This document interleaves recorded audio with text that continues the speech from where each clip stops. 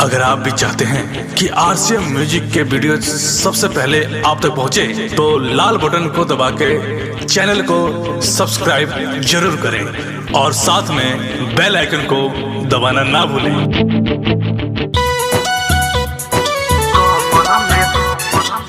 DJ गाना बनाने वाले का नाम क्या है? DJ Suresh, DJ Suresh, DJ Suresh, DJ Suresh, DJ Suresh.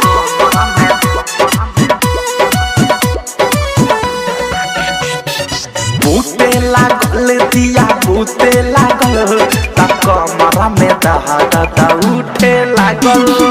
बूते लागल दिया बूते लागल तब कमरा में दहाड़ा उठे लागल। बूते लागल सखी बूते लागल कमरा में दहाड़ा उठे लागल। जब से भातार संगे सुते लागल कमरा में दहाड़ा उठे लागल। बूते लागल दिया बूते लागल तब कमरा में दहाड़ा उठे लागल। मिक्स बाय डीजे सुरेश राजा।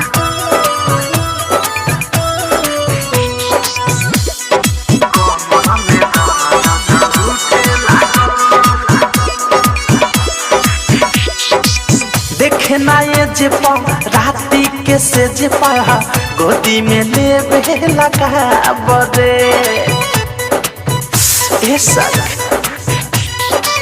कितनो चिल्लाई हम माई महाई देवेला मुहावा के दाबदे।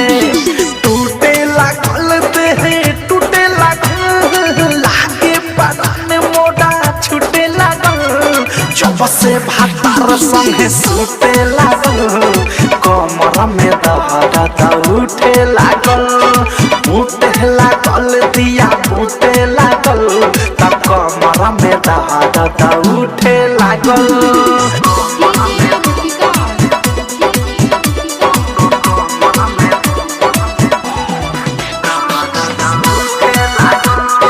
दंगल रिकॉर्डिंग स्टूडियो ननौरा। देही में सटके दोपहर खटे के देवे पसीना से भी झड़ रहाई रे।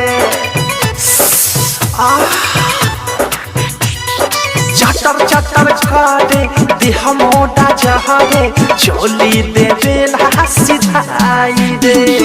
फूटे लागल लुती फूटे लागल कोई ठाके आगे लेखा जुटे लागल। जब से भातार संगे सुते लागल कमरा में दहाड़ा उठे लागल।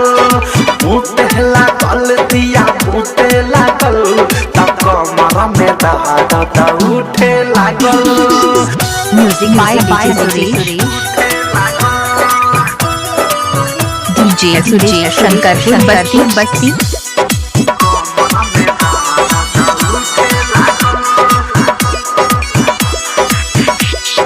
वही से के रही पॉडकास्ट सहरी राइटर डबी की विशाल हो। अवधे सब प्रेमी सोचिए के साथी लागे न देवे लगाल हो। घुटे लागल दम घुटे लागल अनुराग विकास मुकेश रूठे लागल। जब से भातार संगे सुते लागल कमरा में दहाड़ा उठे लागल। बूते लागल दिया बूते लागल तब कमरा में दहाड़ा उठे लागल। कुछ भी बोलते हो है ना।